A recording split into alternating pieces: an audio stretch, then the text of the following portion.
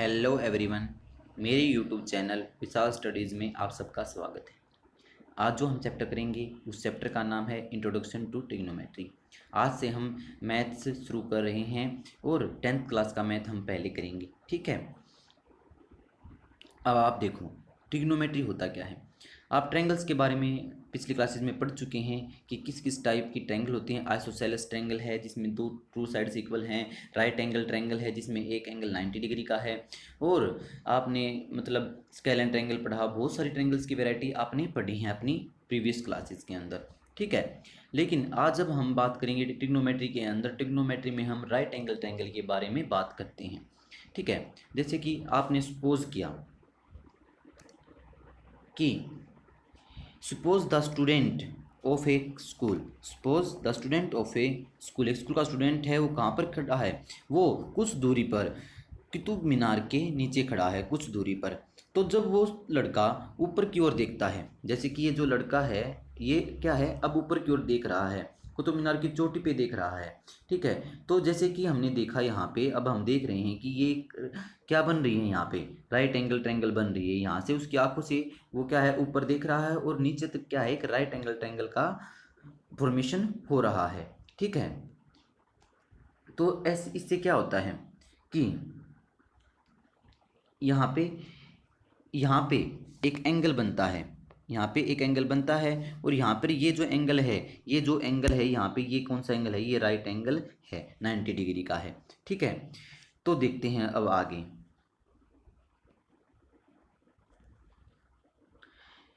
Suppose a girl is sitting on the balcony of her house, मतलब क्या है कि एक लड़की अपनी बालकनी में खड़ी है और she is looking down at a flower pot. एक नीचे क्या है कि अपनी खिड़की से वो नीचे की ओर देख रही है एक फ्लावर पॉट को। वो कहाँ पर है वो फ्लावर पॉट? स्टेयर्स में, मतलब टेम्पल के स्टेयर्स में वो रखा हुआ है, ठीक है। एक बैंक के रिवर पे, मतलब दो बैंक होते हैं रिवर के। एक बैंक पे उस लड़की का घर है, दूसरे बैंक पे क्या है, वो मंदिर है जहाँ पर वो पोट रखा हुआ है, ठीक है। तो लड़की जब ऊपर से नीचे की ओर देख रही है तब भी क्या है, एक ट्रायंगल का फॉर्मेशन हो रहा है। देखो जैसे कि यहाँ पे आप देख सकते हैं कि ये जो ट्रायंगल है यहाँ पे इस तरीके से ये फॉर्म हो रही है, ठीक है। इस तरीके से ट्रायंगल क्या है, यहाँ पे फॉर्म हो रही है। तो यहाँ पे अब आपको मैं बता देता हूँ, देखो सीधी सी बात है कि जब भी एक ट्रायंगल की फॉर्मेशन होगी, एक राइट एंगल ट्रायंगल की फॉर्मेशन होगी, आपको कुछ इस तरीके से स्टेटमेंट देगा। जैसे कि ऊपर बताया गया है कि एक लड़की बालकनी में खड़ी है, वो नीचे देख रही है, ठीक है। तो इससे एक ट्रायंगल फॉर्मेशन हो रही है और यहाँ पे क्या है, 90 डिग्री का एंगल बनता है, ठीक है। और फिर टू एक्यूट एंगल्स यहाँ पे बनते हैं। जो ये साइड होती है इसको हम हाइपोटेन्यूस बोलते हैं, जिसका नाम है कर्ण, हिंदी में जिसको कर्ण बोलते हैं। ये क्या होता है? बेस होता है। जब हम इस एंगल से किसी भी साइन रेशियो जो हम निकालेंगे तो इससे क्या होगा कि ये बेस बनेगा वहाँ का, ठीक है। और ये क्या है? ये क्या है? परपेंडिकुलर, लंबवत। और बेस क्या होता है? आधार, ठीक है। ये तीन चीज़ों के ऊपर ही पूरी ट्रिग्नोमेट्री घूमेगी आपकी, ठीक है। आपको ये तीनों टर्म्स याद रखनी है। ये क्या है? हाइपोटेन्यूस कर्ण, ये क्या है? परपेंडिकुलर लंबवत, और ये क्या है? बेस आधार। ये तीन चीज़ें आपको ध्यान में रखनी है, ठीक है। इसी के हिसाब से हम इसके रेशियोज को पढ़ेंगे। अब आप देख रहे होंगे कि इस डायग्राम में क्या दिखाया गया है कि दो बच्चे हैं, नीचे खड़े हैं और वो क्या है, एक ऊपर एक बैलून को देख रहे हैं। तो क्या है कि ऊपर जो बैलून है, बैलून की जो जो सबसे जो लंबी है, आई से लेके बैलून तक की जो डिस्टेंस है वो सबसे लंबी है, वो क्या है? वो हाइपोटेन्यूस है, ठीक है। क्योंकि देखो आप कभी भी देखना, हाइपोटेन्यूस सबसे बड़ा होता है। हाइपोटेन्यूस हमेशा सबसे बड़ा होगा। परपेंडिकुलर और बेस हाइपोटेन्यूस से हमेशा छोटे होते हैं, ठीक है। हाइपोटेन्यूस सबसे बड़ा होता है, सबसे लंबी साइड क्या होती है? हाइपोटेन्यूस होती है। परपेंडिकुलर और बेस दोनों हाइपोटेन्यूस से छोटे होते हैं। परपेंडिकुलर बड़ा भी हो सकता है बेस से, या बेस बड़ा हो सकता है परपेंडिकुलर से, और या दोनों, ये परपेंडिकुलर और बेस इक्वल भी हो सकते हैं, ठीक है, उसकी कंडीशन मैं आपको बताऊंगा कि कब परपेंडिकुलर और बेस इक्वल होंगे। देखो, जब ये एंगल 90 डिग्री का है तो इन दोनों एंगल्स का सम क्या है, 90 डिग्री होगा। जब ये दोनों एंगल 45 डिग्री के होंगे तब परपेंडिकुलर और बेस इक्वल होगा। ठीक है, व्हेन क्या है कि बोथ एंगल्स आर 45 डिग्री और दूसरा भी एंगल क्या है 45 degree, then perpendicular is equal to base. ठीक है, ये बात ध्यान रखोगे। हाइपोटेन्यूज सबसे लंबी साइड होती है। तो यहां पर भी आप देख रहे होंगे, इस डायग्राम में आप अच्छे से देख पा रहे हैं कि देखो ये क्या है, यहाँ पे ये जो लाइन है यहाँ से जब आंखों की दूरी, आंखों से क्या है बैलून तक की जो दूरी बन रही है ये क्या है, सबसे लंबी है, हाइपोटेन्यूज है। और ये क्या है, ये क्या है, परपेंडिकुलर हम डाल रहे हैं, मतलब बिल्कुल इसकी सीध से। और यहाँ पे 90 डिग्री का एंगल बन चुका है। और यहाँ से यहाँ तक की दूरी ये क्या है, बैलून से इंसान तक की दूरी है। ये जो आदमी यहाँ पे खड़ा है या लड़की खड़ी है, जो उनकी दूरी, मतलब यहाँ से यहाँ तक उनकी जो दूरी है बीच की, वो क्या है, इनका बेस है। और ये एंगल क्या है, यहाँ पर ये एंगल की फॉर्मेशन हुई है, कितने एंगल पे है, कितने एंगल के ऊपर वो देख रही है उसको। ठीक है, इसी से हम इन तीनों को निकालेंगे। आप पाइथागोरस थ्योरम पढ़ भी चुके होंगे पहले।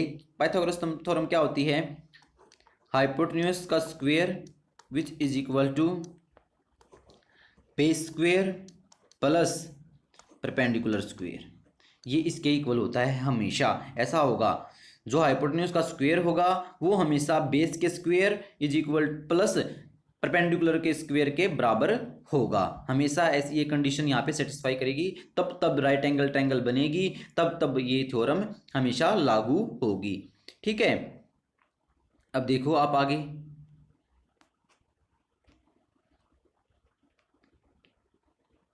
आपने जितनी भी सिचुएशन पढ़ी हैं ऊपर, सब में क्या एक राइट एंगल की फॉर्मेशन हो रही है और कुछ डिस्टेंस पे कोई खड़ा है, कोई ऊपर देख रहा है, कोई ऊपर से नीचे देख रहा है, तो क्या है, हम वो डिस्टेंस इसी से निकाल सकते हैं। ठीक है, आप देखिए आगे इस किस तरह आप, in this chapter we will study some ratio of the side of a right triangle with respect to its acute angle. हम जो ये एक्यूट एंगल बन रहे हैं, मैंने आपको दिखाया भी है कि जो ये एक्यूट एंगल बन रहे हैं यहाँ पे और यहाँ पे, जो एक्यूट एंगल बन रहे हैं इनके हिसाब से राइट एंगल ट्रायंगल है जो यहाँ पे, इनकी साइड्स का रेशो हम निकालेंगे। जैसे यहाँ पे ए बी सी, किस तरीके से साइन रेशो और ये साइड इक्वल, मतलब किस तरह कोरिलेट होंगी, किस तरह ये रेशोज आप निकलेंगे, वो आगे हम देखेंगे, आपको हम बताते हैं। देखो, ट्रिग्नोमेट्री रेशोज मैंने आपको बता दिया है। ये क्या है, ये हाइपोटेन्यूज है, ये क्या है, side opposite to angle A. Angle A के, देखो यहाँ पे एंगल ए है और एंगल ए के अपोजिट क्या है, साइड बी सी है, और ये बी सी क्या है, परपेंडिकुलर है। ठीक है, और ये नीचे क्या है, एंगल सी के अपोजिट कौन सी है, side adjacent to angle A, मतलब साइड एडजेसेंट है, मतलब एंगल ए से लगती हुई जो साइड है वो कौन सी है, ए बी है। लग हाइपोटेन्यूज भी रहा है लेकिन हम बेस को देख रहे हैं, यहाँ पे हम इस ए बी साइड के बारे में बता रहे हैं, तो क्या है, ये side adjacent to angle A. ठीक है, तो अब हम एंगल ए के हिसाब से, एंगल ए को हम लेकर चलते हैं और एंगल ए के हिसाब से हम सभी रेशियोज को निकालते हैं। ठीक है, आगे देखो, अब देखना, अब क्या है कि वहां पे हमने एंगल ए को लेकर हम कर रहे थे, अब क्या हुआ, यहाँ पे हमने एंगल सी ले लिया। एंगल सी लेंगे तो side adjacent to triangle angle C ये हो जाएगी, क्योंकि ये अब क्या होगा, ये अब ये बेस हो जाएगा, ये अब क्या होगा, ये अब बेस होगा। हम जो सा भी एंगल लेके चलेंगे, जो भी एंगल हम लेंगे वही क्या होगा, उसके जो एडजेसेंट साइड होगी वो उसका बेस होगा। जब हमने एंगल ए लिया था, जब हमने एंगल ए लिया था तो बेस क्या था, ए बी था, और अब हमने जब एंगल सी लिया है तो अब इसका बेस बी सी होगा।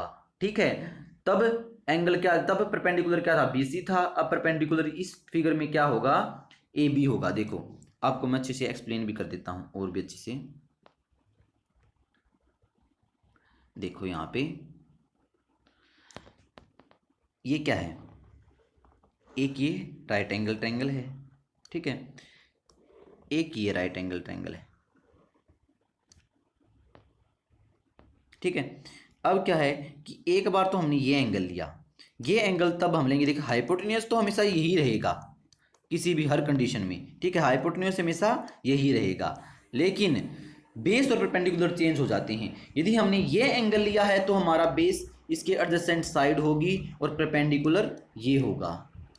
यदि हमने एंगल ये लिया है तो ये बेस होगा और ये क्या होगा, परपेंडिकुलर होगा। ठीक है, समझ में आ गई मेरी बात। जो भी एंगल हम लेंगे उसके अपोजिट वाली साइड हमेशा परपेंडिकुलर होगी और उसकी जो एडजेसेंट साइड होगी वो हमेशा क्या होगा, बेस होगा। इस बात को हमेशा ध्यान रखना। इससे यदि आप ये बात ध्यान रखोगे तो आपके क्वेश्चन गलत होने के बहुत ज़्यादा चांसेस हो जाते हैं। ठीक है, आपको ये बातें ध्यान रखनी है। आगे देखो, अब हम यहाँ से क्या है, साइन रेशो निकाल रहे हैं। ठीक है, यहाँ पे क्या है कि हमने एंगल ए के हिसाब से, हम एंगल ए के हिसाब से, मतलब एंगल इसको देखना, अब मैं आपके लिए फिगर ड्रॉ कर देता हूँ।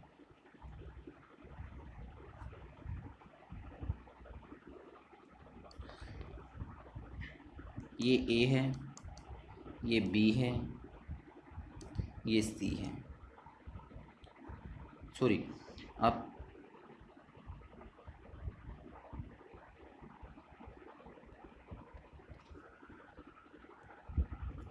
ये बी है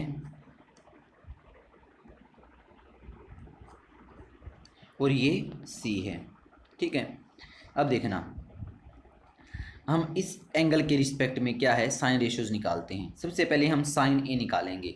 साइन ए क्या होता है, साइन ए हमेशा याद रखना, आपको मैं इसकी ट्रिक भी बताऊंगा याद करने की। साइन ए हमेशा क्या होता है, परपेंडिकुलर। परपेंडिकुलर क्या है, sine opposite to angle A. Perpendicular ये है तो बी सी हो गया, ये बी सी बाय में हाइपोटेन्यूज ए सी। ठीक है, कोसाइन ऑफ ए, साइन का उल्टा, साइन का उल्टा क्या होता है, कोसाइन होता है। साइन का उल्टा क्या होता है, कोसाइन होता है। कोसाइन का होता है sine adjacent to angle A, मतलब बेस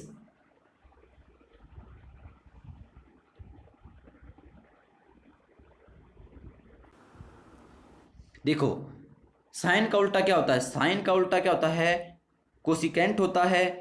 कोसाइन का उल्टा क्या होता है, सिकेंट होता है। टेंजेंट का उल्टा क्या आता है, कोटेंजेंट होता है।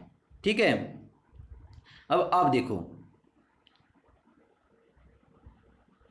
साइन, साइन का उल्टा क्या है, कोसिकेंट है। जब sine B C by A सी था तो इसका अपोजिट क्या हो गया, ए सी बाय बी सी हो गया। ठीक है, अब कोसाइन का क्या होता है, कोसाइन होता है sine adjacent to angle A by hypotenuse which is equal to A B by A C, तो उसका उल्टा क्या हो गया, secant which is equal to A C by B C. ठीक है, अब कोटेंजेंट क्या होता है, टेंजेंट का उल्टा होता है। टेंजेंट क्या होता है, B C by A B, मतलब side opposite to angle A by side adjacent to angle A, तो क्या होगा, cotangent A B by A C. ठीक है, अब देखो, अब आप इसे याद करने की ट्रिक देखो। आपको याद करना है P B P H H B S C T, मतलब इसको याद कैसे करोगे, पंडित बद्री प्रसाद हर हर बोले सोना चांदी तोले। क्या बोलोगे, पंडित बद्री प्रसाद हर हर बोले सोना चांदी तोले। तो देखो साइन क्या होता है, परपेंडिकुलर बाय हाइपोटेन्यूज, हमेशा याद रखोगे। कोसाइन क्या होता है, बेस बाय हाइपोटेन्यूज। टेंजेंट क्या होता है, परपेंडिकुलर बाय बेस। ठीक है, और आप सभी जानते हो साइन का उल्टा कोसिकेंट और कोस का उल्टा सिकेंट और टेंजेंट का उल्टा कोटेंजेंट, तो उनका रेसिप्रोकल हम करते चलेंगे। तो इस तरीके से आप इसको याद करेंगे। दोबारा से देखो क्या है ये ट्रिक, पंडित बद्री प्रसाद हर हर बोले सोना चांदी तोले। आप इसको 2-3 बार रिपीट करते ना इस बात को, तो आपको ये जल्दी से याद हो जाएगा, और ये आपको जल्दी याद होगा तो आपको पूरी ट्रिग्नोमेट्री बहुत ही आसान लगेगी। इससे आप कभी भी इसके रेशियोज को नहीं भूलोगे। ठीक है, अब देखो आगे, देखो आपको पता है कि जो टेंजेंट है, टेंजेंट आपने देखा कि टेंजेंट क्या होता है, परपेंडिकुलर बाय बेस। ठीक है, तो अब इसको हम क्या बोल सकते हैं, इसको इस तरीके से हमने क्या किया, perpendicular by hypotenuse by base by hypotenuse, दोनों को हमने हाइपोटेन्यूज से डिवाइड कर दिया। तो तो इसमें कुछ फर्क नहीं पड़ेगा क्योंकि हाइपोटेन्यूज कैंसिल हो जाएगा, तो क्या बच जाएगा, पी बाई बी ही बचेगा। तो अब देखो विच इज इक्वल टू, ये तो क्या हो गया, साइन हो चुका ना, साइन पी बाई एच मैंने आपको बताया, और बेस बाई एच क्या होता है, कोसाइन। तो ये तो टेंजेंट किसके इक्वल होता है, टेंजेंट हमेशा साइन बाई कोस के इक्वल होता है। ठीक है, एक छोटी सी इक्वेशन यहाँ से निकल के आती है क्या, कि टेंजेंट एनी एंगल थीटा है which is equal to sine theta by cos theta. इस बात को आपको हमेशा याद रखना है कि टेंजेंट थीटा क्या होता है, sign theta by cos theta. ठीक है, अब आगे देखो, अब हम क्या है कि साइड्स के रिलेशन को देखेंगे। अब देखो आप यहाँ पे क्या देख रहे होगे, दो ट्रायंगल्स देख रहे होगे, पी ए एम ट्रायंगल, एक C A B triangle, C A B triangle, आप यहाँ पे ये दो ट्रायंगल देख रहे होगे। ठीक है, तो देखो दोनों में क्या है कि यहाँ पे राइट एंगल ट्रायंगल है, ये भी राइट एंगल ट्रायंगल है, A P M right angle triangle है, ए सी बी क्या है, एक राइट एंगल ट्रायंगल है। तो इन दोनों में क्या है कि एंगल ए तो दोनों में क्या है, कॉमन है, और angle M is equal to angle B, तो angle M is equal to angle B है, तो क्या है, angle M is equal to angle B, क्योंकि बोथ 90 डिग्री के हैं तो दोनों एंगल इक्वल हैं। तो बाय क्या, बाय ए सिमिलैरिटी से, बाय ए सिमिलैरिटी से triangle A P M similar है, क्या है, सिमिलर है किस ट्रायंगल के, ए सी बी। ठीक है ना सिमिलर। तो इस हिसाब से क्या क्या रेशो इक्वल होंगे, देखो क्या क्या रेशो इक्वल होंगे, A M by A B, ये साइड बाय बड़ी वाले ट्रायंगल की ये side, which is equal to A P bye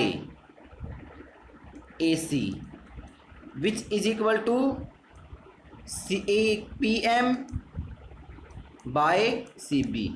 ये रेशियोज क्या है, हमेशा इक्वल होंगे। आप सिमिलर ट्रायंगल्स में आप ये बातें पढ़ चुके होंगे। ठीक है, तो इस तरीके से आपको ये बात याद हो गई होगी। तो देखो A M by A B, A P by A C, M P by B C, ये चीज़ें मैंने आपको पढ़ा दी। ठीक है, इतना आपको क्लियर हो चुका होगा।